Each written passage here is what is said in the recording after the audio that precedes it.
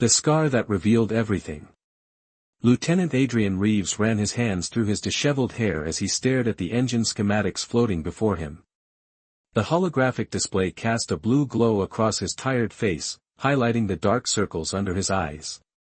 3 days without proper sleep, and the Helios drive was still malfunctioning. Any progress, Lieutenant? Adrian startled at the voice behind him. Commander Lydia Novak stood in the doorway, her posture impeccable despite the crisis that had kept the entire engineering deck working overtime. Her auburn hair was pulled back in a tight bun, not a strand out of place, and her uniform was crisp as though freshly pressed. Everything about her was precise, controlled, intimidating. "Commander," he acknowledged, straightening his slouched posture. "I've isolated the problem to the quantum alignment matrix, but the solution is complicated." Lydia approached the hologram, studying it with piercing green eyes. "Show me." Adrian moved aside as she stepped closer. The Helios drive was her design, a revolutionary propulsion system that had put the ESV Pathfinder years ahead of any other research vessel in the fleet. As its creator, she understood its intricacies better than anyone else on board. Here, he pointed to a pulsing section of the schematic. The deuterium flow is irregular, causing microfractures in the containment field. If we don't stabilize it soon, we'll be stranded in deep space, she finished, her voice calm despite the gravity of the situation. Or worse. There was something about Commander Novak that had always fascinated Adrian. She'd appeared in the engineering corps 3 years ago with unprecedented credentials and a reputation for brilliance. The daughter of renowned physicists, according to her file, but she rarely spoke of her past, and never of her family. "I have an idea," she said suddenly. "But it's not in the manual." Adrian raised an eyebrow. "Most of your ideas aren't, Commander." The ghost of a smile crossed her face. "Fair point, Lieutenant. Come with me." They made their way through the labyrinthine corridors of the engineering deck, past teams of technicians working frantically to maintain ship systems. The Pathfinder was the pride of the Earth Space Directive, a vessel dedicated to pushing the boundaries of human knowledge. Being stranded in unexplored space wasn't just inconvenient, it was potentially catastrophic. Lydia led him to a restricted section of the ship, using her high-level access code to open a heavy security door. Inside was a small workshop that Adrian had never seen before, filled with equipment that looked far more advanced than standard fleet issue. "Your private lab?" he asked, taking in the space. She nodded. "Where I do my best thinking." She moved to a workbench and began assembling components with practiced hands. "We need to create a bypass circuit that can regulate the quantum fluctuations while we repair the primary alignment system." Adrian watched her work, mesmerized by the speed and precision of her movements. "That's not standard procedure." "Standard procedures won't save us here," she replied without looking up. "Sometimes you need to improvise." For hours they worked side by side, building a complex device that, by all reasonable engineering standards, shouldn't work. Yet somehow, under Lydia's guidance, it took shape. As they neared completion, the ship suddenly lurched, throwing them both off balance. What was that? Adrian steadied himself against the workbench. The emergency lights flashed red as Captain Vaughn's voice came over the comm system. "All hands, brace for impact. Asteroid field detected." Another violent shake sent equipment crashing to the floor. Adrian lost his footing, stumbling forward just as Lydia reached for a falling container of volatile reactor components. Her quick movement saved the container, but in the process, her uniform tore at the shoulder seam as she collided with the edge of the bench. "Commander, are you all right?" Adrian moved to help her. "I'm fine," she said sharply, turning away to set down the container. But as she did, Adrian caught a glimpse of something beneath the torn fabric, something that shouldn't be there. The ship stabilized as the automatic evasion protocols engaged. In the sudden quiet, Lydia seemed to realize what had happened. Her hand moved to her shoulder, covering the tear, but it was too late. "What was that?" Adrian asked, his voice barely above a whisper. Nothing, she said too quickly. A scar from an old accident. But Adrian had seen enough to know it wasn't just a scar. The pattern revealed through the torn fabric wasn't organic, it was technological. A precise geometric pattern of metallic lines embedded in her skin, glowing faintly with a blue-green light. That's not a scar, he said, meeting her eyes. That's technology. For a moment, Lydia looked cornered, a flash of raw fear crossing her face before her composure returned. Lieutenant Reeves, this is classified. You need to forget what you saw. Classified? Adrian frowned. What are you talking about? What is that thing? The ship's comm system interrupted them. Commander Novak, report to the bridge immediately, Captain Vaughn ordered. Lydia held Adrian's gaze. We need to finish this bypass circuit and save the ship. The rest doesn't matter right now. But it did matter. In that moment, everything Adrian thought he knew about Commander Lydia Novak shifted. The woman who had been his mentor for 2 years, whose brilliance he had admired, was hiding something profound. I can't just forget what I saw, he said quietly. You have to, she replied, a new urgency in her voice. For both our sakes. They worked in tense silence, completing the bypass circuit in record time. When they installed it in the Helios Drive's control system, the alarms that had been blaring throughout the ship finally ceased. The emergency had been averted, at least for now. As they made their way back through the engineering deck, Adrian couldn't stop thinking about what he'd seen. The pattern on Lydia's shoulder wasn't random, it had been deliberate, engineered, integrated with her body. Commander, he said as they neared the main engineering bay, when this crisis is over, we need to talk. She stopped, turning to face him. For a long moment, she studied him, as if weighing something in her mind. Finally, she nodded. My quarters. 2,200 hours. But what I tell you cannot leave that room. Do you understand? Adrian nodded. I understand. The rest of the shift passed in a blur. The bypass was holding, and the repair teams could now work safely on a permanent solution. Adrian found himself watching Lydia more closely than before, noticing small details he'd previously overlooked, the way she sometimes winced when turning a certain way, how she occasionally seemed to hear things before anyone else, the unnatural precision of her movements. When his shift ended, he returned to his quarters, showered, and changed into a fresh uniform. As he prepared to meet Lydia, a ship-wide announcement came over the comm system. Attention all personnel.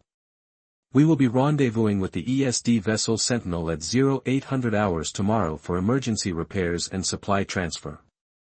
All department heads prepare status reports. Adrian frowned. The Sentinel wasn't a repair vessel, it was a military ship, primarily engaged in security operations. Why would they be handling repairs for a research vessel? At precisely 2,200 hours, he arrived at Commander Novak's quarters. When the door slid open, he found her standing by the viewport, staring out at the stars. She had changed into a simple black t-shirt and standard-issue pants, and for the first time, he could see part of the pattern extending up the back of her neck, thin lines of metal embedded under her skin. Come in, she said without turning. And lock the door. Adrian stepped inside, letting the door close behind him. Commander. Lydia, she corrected, finally turning to face him. If we're going to have this conversation, we should drop the formalities. He nodded. Lydia, then. What, who are you? She gestured to a chair. You might want to sit down. It's a long story. Adrian took a seat, watching as she paced the small room. The confidence she always projected seemed diminished here, replaced by a nervous energy he'd never seen in her before. What I'm about to tell you, she began, is classified at the highest levels. If anyone discovers I've shared this information, we'll both be in grave danger. I won't tell anyone, Adrian promised. Lydia took a deep breath. I'm not who my file says I am. I wasn't born to physicist parents. I was created in a government laboratory. Adrian stared at her. Created? Project Prometheus, she said, the words coming easier now. A classified military program designed to create enhanced humans, soldiers, scientists, operatives who could push beyond normal human limitations. She turned her back to him and pulled down the collar of her shirt, revealing more of the intricate pattern. This isn't just a marking. It's an interface, a neural technological integration that connects directly to my central nervous system. Adrian leaned forward, fascinated despite his shock. That's not possible. That technology is theoretical at best. Not theoretical, she said, turning back to face him. Just secret. They started the program 30 years ago. I was part of the third generation, specialized for engineering and physics. The pattern you saw, we call it the lattice, enhances neural processing, improves memory, allows direct interface with certain technologies. That explains your brilliance with the Helios drive, Adrian said softly. Lydia nodded. I can visualize energy flows, see patterns that others can't. But there's a price. Her voice hardened. We weren't volunteers, Adrian. We were property. Created, owned, and controlled by the program. Adrian felt his stomach turn. How did you escape? During a transfer between facilities 5 years ago. I had help, others like me who wanted freedom. Most didn't make it. Pain flashed across her face. I created a new identity, altered records, eventually joined the engineering corps where my abilities would be useful but not too conspicuous. And now? Adrian asked, dreading the answer. Now. Lydia glanced toward the viewport. The Sentinel isn't coming for repairs. They're coming for me. Adrian's blood ran cold. What? How would they know you're here? The rendezvous was sudden, unscheduled. And I've been monitoring communications, there's an encrypted channel I recognize from my time in the program. She looked at him directly. They're hunting for subjects like me, Adrian. And I think someone on this ship has identified me. Before Adrian could respond, Lydia's private terminal chimed with an alert. She moved quickly to check it, her expression darkening as she read the message. Security teams are being assembled for special inspection protocols when the Sentinel arrives, she said, her voice tight. That's standard procedure when recovering Prometheus subjects. Adrian stood up, his mind racing. We need to hide you. There's nowhere on this ship they won't search. Lydia's fingers flew over the terminal, accessing ship systems. But maybe we can make them think I'm not here at all. How? Her eyes met his, determination replacing fear. I need your help, Adrian. I need someone I can trust. Are you with me? The question hung in the air between them. Adrian thought about everything he'd just learned, about Lydia, about the program that had created her, about the people coming to take her away. In the span of a few hours, his world had turned upside down. But one thing was clear, the woman standing before him deserved her freedom. I'm with you, he said firmly. What's the plan? Lydia's shoulders relaxed slightly, the first genuine smile he'd ever seen from her crossing her face. First, we need to access the ship's personnel transport logs and create a ghost record showing I left the ship during our last dock. As the night deepened and they huddled over her terminal, plotting and planning, Adrian realized that the accidental glimpse of her technological scar hadn't just revealed her secret, it had irrevocably changed both their lives. Whatever came next, there was no going back. Hunters across the stars. The ESV Pathfinder's corridors were unusually busy as preparations for the Sentinel's arrival continued. Adrian moved through the crowd with practiced ease, his expression neutral despite the anxiety churning in his stomach. In his pocket, a small device Lydia had hastily assembled pulsed with a gentle warmth against his thigh. Lieutenant Reeves, a voice called from behind him. Just the man I was looking for. Adrian turned to find Chief Security Officer Donovan approaching, his broad shoulders filling the narrow corridor. Tall and imposing with a perpetually stern expression, Donovan had served in military vessels before transferring to the Pathfinder, a background that suddenly seemed far more relevant. "Chief," Adrian nodded, keeping his voice steady. "Something I can help you with?" "Engineering report for the Sentinel's arrival," Donovan said, studying Adrian's face. "Commander Novak was supposed to submit it hours ago, but she's not responding to communications. Thought you might know where she is." Adrian maintained eye contact, mentally reciting the cover story they'd prepared. The commander mentioned she needed to run diagnostics in the lower maintenance shafts, communication spotty down there. "I can finalize the report if you need it urgently." Donovan's eyes narrowed slightly. "That would be helpful. Also, please inform the commander that Captain Reed of the Sentinel has specifically requested her presence when they dock. Apparently, he's quite interested in the Helios drive." "I'll let her know," Adrian promised, his pulse quickening. With a curt nod, Donovan continued down the corridor. Adrian released a breath he hadn't realized he was holding. The device in his pocket vibrated once, Lydia's signal that she'd overheard the conversation through the modified communicator she'd given him.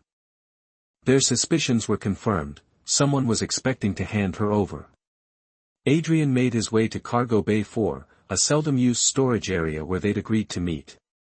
When the door slid open, the space appeared empty and dark. "Clear," he called softly. A panel in the ceiling shifted, and Lydia dropped down with fluid grace. She was dressed in maintenance coveralls, her auburn hair now hidden beneath a dark cap. "Donovan's definitely involved," she said without preamble. "I've accessed his communications, encrypted channel to the Sentinel using Prometheus protocols." Adrian nodded grimly. "We have less than 5 hours before they dock. What's our next move?" Lydia pulled a tablet from her coveralls. "I've been mapping our options. The Pathfinder has 6 escape pods, but they'd track those immediately. There's a research shuttle in Bay 2, but it would need authorization codes to launch. Which leaves us with what?" Adrian asked, knowing from her expression that she already had a plan. "This." She handed him the tablet, displaying schematics of what appeared to be a maintenance drone. "External repair unit.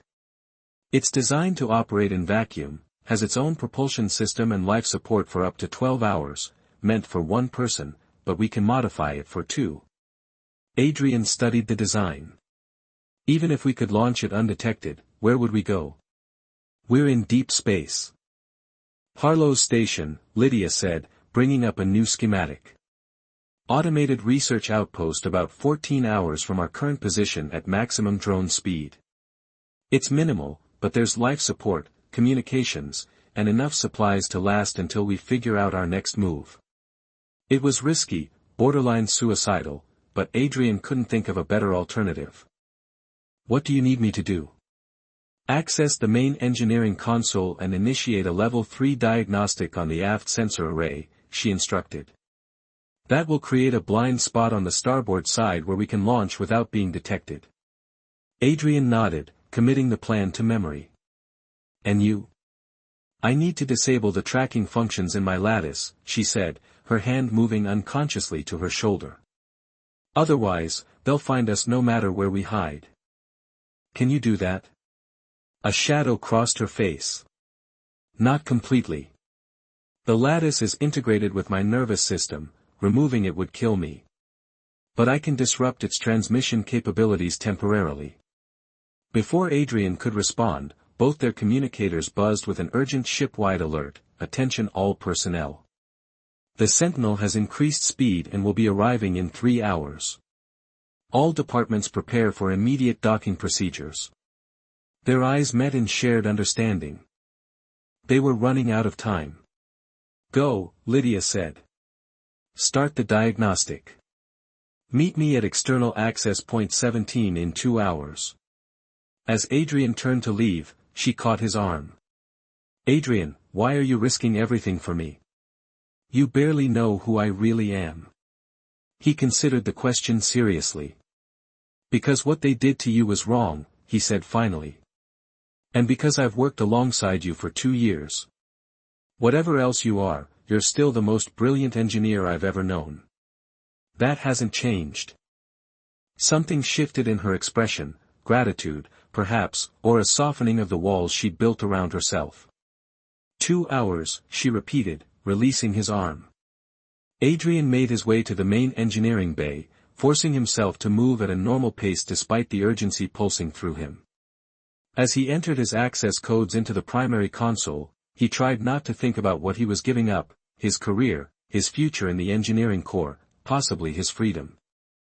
But every time doubt crept in, he remembered the pattern on Lydia's skin and what it represented, a person treated as property, denied basic human rights in the name of progress.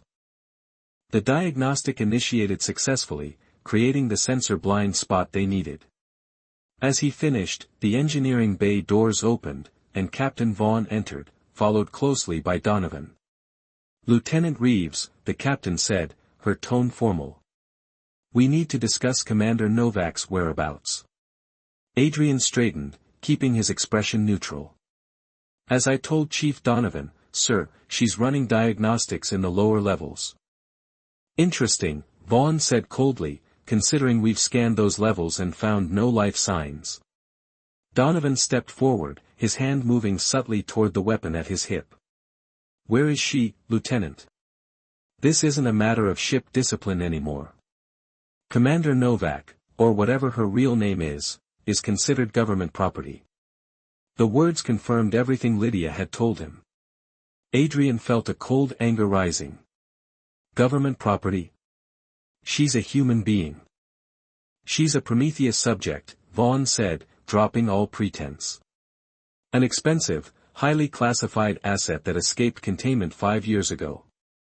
The Sentinel is bringing specialists to recover her, alive, preferably, but they have authorization to use lethal force if necessary." Adrian's mind raced. They needed him to find Lydia, which meant they weren't certain of her location. He could still buy her time. "I don't know what you're talking about," he said firmly. "And even if I did, I wouldn't help you treat a fellow officer like property." Vaughn sighed. "Chief, place Lieutenant Reeves under arrest. Level 5 containment protocols." As Donovan moved toward him, Adrian triggered the emergency system override Lydia had prepared, a cascading failure in the atmospheric regulators that required immediate attention. Alarms blared throughout the ship, and the lighting shifted to emergency mode. In the confusion, Adrian bolted for the secondary exit, narrowly avoiding Donovan's grasp. The security chief's shout followed him down the corridor as he ran, ducking into maintenance passages and access tunnels that would lead him to external access point 17. The ship was in chaos, crew members rushing to stations, emergency protocols being initiated. Adrian used the confusion to his advantage, moving against the flow of traffic, taking circuitous routes to avoid security personnel who were now undoubtedly looking for him. When he finally reached access point 17, Lydia was already there, her hands moving rapidly over the controls of what looked like a modified repair drone. "They know," Adrian gasped, catching his breath. "Vaughn and Donovan, they called you government property." Lydia didn't look surprised. "I've been monitoring communications. The Sentinel is carrying a Prometheus retrieval team, specialists in capturing subjects like me." She gestured to the drone. "I've adapted it as much as possible, but it's going to be tight." Adrian glanced at the cramped space. "Will we both fit?" "We'll have to." She looked up at him, her expression serious. "Last chance to back out, Adrian. Once we launch, there's no going back." Instead of answering, Adrian began sealing the access point behind them. "How long until launch?" A small smile touched her lips. 5 minutes. Help me with these final connections." As they worked side by side, a new alarm sounded, different from the environmental alert. "Security breach, Deck C, Section 17, the computer announced. All security personnel report." "They've found us," Lydia said, her movements becoming even more rapid. "We need to launch now." The drone's hatch was open, revealing an interior barely large enough for one person, let alone two. "Get in," Adrian urged. "I'll finish the launch sequence." Lydia hesitated only a moment before climbing into the cramped space. Adrian completed the final connections, then squeezed in after her, their bodies pressed uncomfortably close as he sealed the hatch. "Hold on," Lydia whispered, reaching past him to activate the launch sequence. The drone detached from the ship with a violent jerk, spinning briefly before its thrusters engaged. Through the small viewport, Adrian caught a glimpse of the Pathfinder growing smaller behind them, its lights cutting through the darkness of space. "Did we make it?" he asked as Lydia manipulated the controls, steadying their trajectory. "Not yet," she said grimly. "Look." In the distance, a much larger vessel was approaching rapidly, sleek and predatory in design, emblazoned with the Earth Space Directive emblem. The Sentinel had arrived early. "They'll detect us," Adrian realized. "Not if I can help it," Lydia replied, her fingers flying over the controls.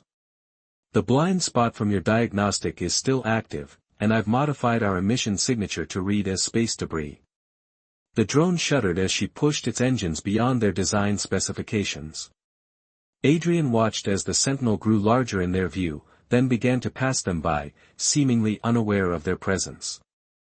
For several tense minutes, neither of them spoke, barely daring to breathe as the massive ship continued its approach to the Pathfinder. Only when it was well behind them did Lydia relax slightly. "We're not out of danger yet," she cautioned. "Once they realize we've escaped, they'll send pursuit craft." "How long to Harlow's station?" Adrian asked. "At this speed, 11 hours, she replied. "But we can only maintain this acceleration for about 4 before the engines burn out." Adrian shifted uncomfortably in the confined space. His shoulder pressed against Lydia's, and he could feel the slight ridge of her lattice through the fabric of her coveralls. "Does it hurt?" he asked quietly. "The lattice." She was silent for a moment. "Sometimes. It was worse when they first implanted it. I was 14. They told us the pain was necessary, that our bodies were rejecting the technological integration and needed time to adapt." Her voice grew distant. "Some didn't adapt. Some died." "I'm sorry," Adrian said, the words feeling woefully inadequate. "I escaped," she replied, her tone hardening. "Others weren't so fortunate. The program continues, Adrian. Somewhere, right now, they're creating more like me, children engineered to serve functions rather than live lives." The drone continued its journey through the emptiness of space, the distant stars offering silent witness to their escape. As the hours passed, they took turns monitoring the systems and watching for pursuit. 6 hours into their flight, the drone's sensors picked up multiple small craft launching from the Sentinel. "They're searching for us," Lydia confirmed, studying the trajectory patterns. "Standard Prometheus retrieval formation. They'll create a search net, expanding outward from the Pathfinder." "Will they find us?" Adrian asked. Lydia's hand moved to her shoulder, where beneath the coveralls, her lattice lay integrated with her flesh. "I've disrupted the tracking signal, but I can't maintain the disruption indefinitely. It drains too much energy." "Energy?" Adrian frowned. "You mean the drone's power?" "No," she said quietly. "My energy. The lattice draws power from my own bioelectric field. Disrupting its functions means fighting my own augmentations." Adrian studied her face, noticing for the first time the pallor beneath her normally healthy complexion. "You're exhausting yourself." She didn't deny it. "I can hold out until we reach Harlow's station. After that." She left the sentence unfinished. The pursuit craft continued their methodical search pattern, growing closer with each passing hour. By the 10th hour of their journey, one of the craft had altered course, heading in their general direction. "They've detected something," Lydia said, tension evident in her voice. "Not us specifically, but something that doesn't match their debris profiles." Adrian watched the approaching craft on their minimal sensor display. "Options?" We're still an hour from Harlow's station at current speed, she calculated. They'll intercept us in 40 minutes. Can we go any faster? Lydia's hands moved over the controls, making minute adjustments. The engines are already operating beyond capacity.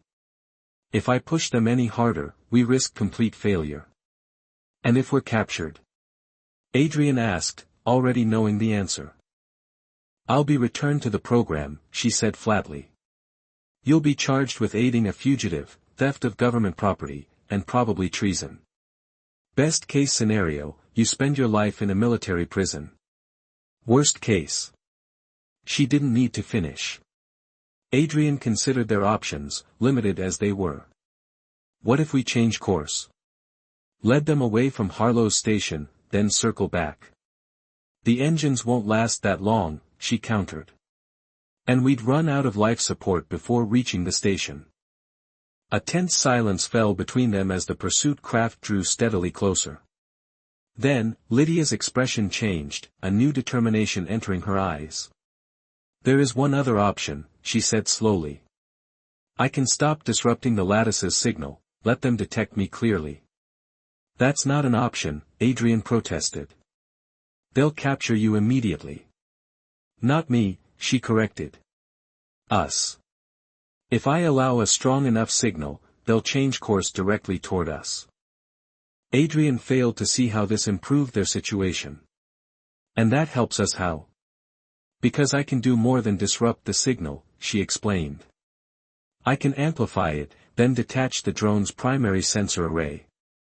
It would continue broadcasting my signature while we change course in the main unit. A decoy, Adrian realized.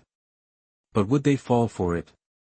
The lattice signature is what they're tracking, not the drone itself, Lydia said. To their sensors, the signature is me. It should buy us enough time to reach Harlow's station. It was risky, more than risky, it was desperate. But as the pursuit craft drew ever closer, desperation seemed appropriate. Do it, Adrian decided. Lydia nodded, then closed her eyes in concentration. After a moment, Adrian could see the geometric pattern of her lattice beginning to glow faintly through her coveralls, pulsing with an eerie blue-green light. Signal active, she murmured, her voice strained. They'll detect it any moment. Sure enough, the pursuit craft suddenly changed course, accelerating directly toward them. Now, Adrian urged. Lydia's hands flew over the controls. With a metallic groan, the drone's sensor array detached, continuing on their original course while Lydia adjusted their trajectory, using the minimal remaining power to propel them at a sharp angle away from their previous path. Through the viewport, they watched as the pursuit craft raced past them, focused entirely on the decoy carrying Lydia's amplified signature. It worked, Adrian breathed. For now, Lydia cautioned. The sensor array's power will fail in about 20 minutes. Once they realize they've been tricked, they'll expand their search again. But those 20 minutes made all the difference. As the last of their fuel reserves depleted, the small automated research station came into view, a modest collection of interconnected modules orbiting a distant moon. There, Lydia pointed. Docking port on the southern axis. With their engines failing and power systems critically low, they managed a less-than-graceful approach to Harlow's station. The drone scraped against the docking mechanism, alarms blaring as the atmosphere seal struggled to engage. Finally, with a hiss of equalizing pressure, the drone's hatch unlocked. Adrian pushed it open, helping Lydia out of the cramped space. Her face was pale with exhaustion, her movements lacking their usual precision. We made it, he said, supporting her weight as they entered the station's main module. The automated systems came to life around them, lights powering on as they detected human presence. The station was small, designed for temporary occupancy by research teams, but it contained the essentials: life support, communications, supplies, and most importantly, anonymity. Lydia sank into a chair at the central console, her hands immediately moving to access the station's systems. We need to disable the automated beacon, she said. And check what communication equipment is available. Adrian found a medical kit and brought it to her. First, you need to rest. You've been fighting your own implants for hours. She shook her head stubbornly. There's no time. Once they realize the decoy is empty, they'll widen their search pattern. We need to. Her words cut off as she suddenly gasped, her back arching in pain. The pattern of her lattice flared brightly beneath her coveralls, visible even through the fabric. Lydia. Adrian caught her as she collapsed forward. What's happening? They've activated pursuit protocol, she managed through gritted teeth. Remote stimulation of the lattice. Adrian had no idea how to help her. The lattice was technology beyond his understanding, integrated with her very nervous system. Tell me what to do, he pleaded. Through her pain, Lydia gestured toward the communications console. Need to block frequency. Understanding dawned. The Prometheus retrieval team wasn't just tracking her, they were actively attacking her through her own implants. Adrian rushed to the console, scanning the available options. What frequency? He called back to her. Lydia couldn't answer, her body convulsing as the lattice pulsed with painful intensity. Acting on instinct, Adrian activated the station's emergency protocols, triggering a broad-spectrum communication jam designed to protect sensitive equipment during solar flares. Almost immediately, Lydia's convulsions subsided. She slumped in the chair, breathing heavily, sweat beading on her forehead. It worked, she gasped. Temporary solution, they'll adapt. Adrian returned to her side, helping her to a more comfortable position. We'll find a permanent solution, he promised, though he had no idea how. The jamming field won't last forever, she warned. And they'll track us here eventually. Then we'll be gone before they arrive, Adrian said with more confidence than he felt. There must be transport options, maintenance vessels, supply ships. Lydia managed a weak smile. Always the optimist. One of us has to be, he replied, gently brushing a strand of hair from her face. As she rested, Adrian explored the station, cataloging their resources and looking for escape options. The station's log showed that a supply vessel was scheduled to arrive in 3 days, too long to wait if the Sentinel's retrieval team was actively searching for them. When he returned to the main module, he found Lydia at the communications console, her color somewhat restored. I've been thinking, she said without preamble. There's no permanent escape for me as long as the lattice remains active. They'll always be able to track me, control me. You said removing it would kill you, Adrian reminded her. Removing it, yes, she agreed. But reprogramming it might be possible. She brought up a series of complex schematics on the screen. Harlow's station was used for neural interface research before it was automated. There's equipment here, specialized tools designed for interfacing with neural technology. Adrian studied the schematics. You want to hack your own implants? With your help, she confirmed. I can guide you through the process, but I can't perform it on myself. The enormity of what she was suggesting hit him. Lydia, I'm an engineer, not a neurosurgeon or a programmer. If I make a mistake. You won't, she said with a certainty that humbled him. I've seen your work, Adrian. You have the hands and the mind for this. Before he could respond, an alert sounded from the console. A ship was approaching, too small to be the Sentinel, but definitely not the scheduled supply vessel. Retrieval team, Lydia confirmed, checking the readings. They'll dock in 20 minutes. Adrian felt panic rising but forced it down. Then we have 20 minutes to prepare. They worked frantically, Lydia directing him through the process of setting up the neural interface equipment while simultaneously preparing defenses. The station wasn't designed for combat, but it was designed for emergencies, airlocks that could be sealed, sections that could be isolated, systems that could be overridden. As the retrieval craft approached the docking port, Lydia sat in the neural interface chair, electrodes attached to specific points around her lattice. Remember the sequence, she instructed Adrian, her voice steady despite the danger approaching. Access, identify, modify. The lattice will resist the changes, that's why the jamming field needs to remain active until the new programming is complete. Adrian took a deep breath, his hands steady on the controls despite his fear. I won't let them take you, he promised. Lydia's eyes met his. In that moment, everything that had gone unspoken between them seemed to pass in a single glance: trust, respect, and something deeper that neither had acknowledged. If this works, she said softly, I'll be free. Truly free, for the first time. A warning light flashed. The retrieval team had begun docking procedures. Now, Lydia said, closing her eyes as Adrian initiated the neural interface.